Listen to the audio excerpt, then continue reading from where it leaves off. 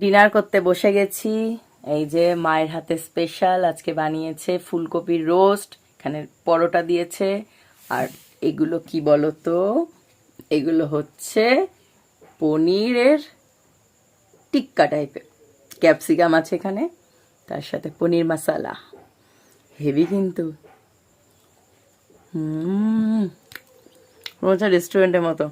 আসলে চলে এসেছি রাতের বেলা গপুকে নিয়ে, কালকে আমার সাজানো আছে, সেই জন্য ছুটিও নিয়েছি পার্লারে। তো আমার এক দিদিকে সাজানো আছে, পার্টি মেকআপ, ওনার ছেলের জন্মদিন বারাসাতেই, তো করবে আমার কাছে।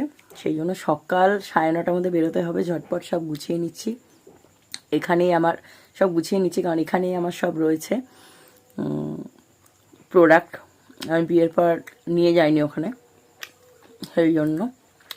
তো 10টা থেকে সাজানো, 12টার মধ্যে সাজিয়ে নিতে হবে, সেই জন্য। তো খেয়ে দিয়ে তাড়াতাড়ি শুয়ে পড়ি, আমি দেখতে 10টা বাজতে যায়। গপুকে শয়ন দিয়ে দিলাম, সকালবেলা উঠবো, আমি আর মা বেরিয়ে পড়বো।